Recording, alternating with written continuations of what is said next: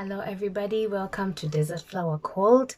My name is Tina and this channel is all about building and enlarging your territory or your tent.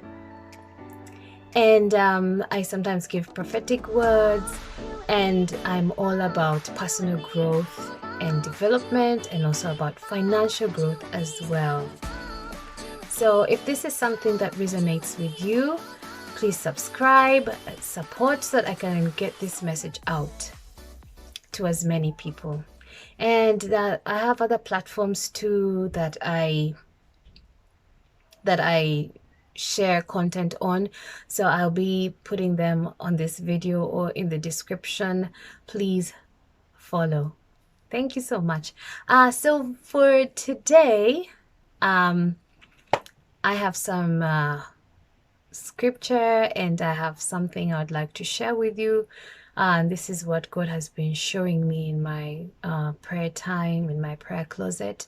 And I think it's not just for me, it's for everybody. So let me read from the Bible, and I also have my notes, so if I keep looking down, please bear with me. The scripture is from 2 Corinthians chapter 9 verse 10, New Living Translation. Let me read. For God is the one who gives seed to the farmer and then bread to eat. In the same way, he will give you many opportunities to do good, and he will produce a great harvest of generosity in you. So what I'm going to be focusing on is the first part of the scripture. For God is the one who gives seed to the farmer and then bread to eat. So here we can see that there are two things that I emphasized. Seed, which is given to the sower, and bread, which is given to the consumer.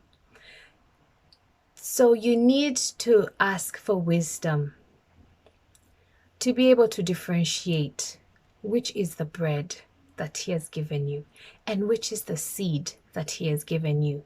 Many of us don't really know which is the bread and which is the seed. And we consume the seed as if it were the bread.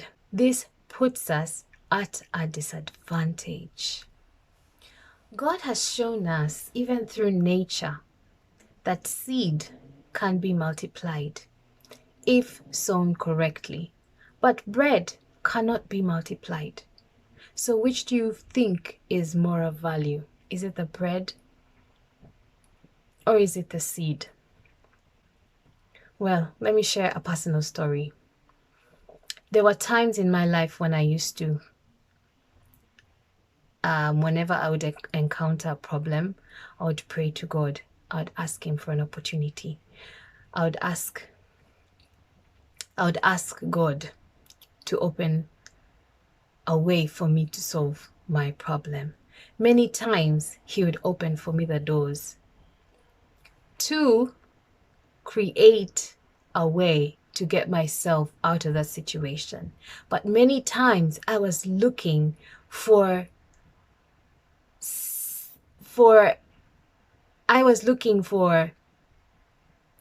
somebody to get me out of that situation. Let me give you another example that we see many times in real life and in the church. We may pray for miracles, and God will give us miracles. He does that even today. But most times, he will create the ways for us to create our own miracles. So seed is the way for you to create your own miracle. Seeds can be new opportunities, new jobs, new ideas for business ventures. It can be new relationships. It can be other doors, new doors that God is opening for you in answer to your prayer. But many times we are looking for the miracles. We're looking for the finished product.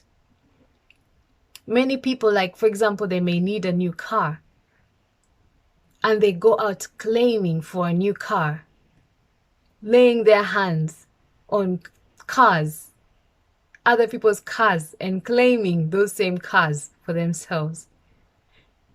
Instead of looking at the opportunities that God has given them to go and work and get that money to buy that new car.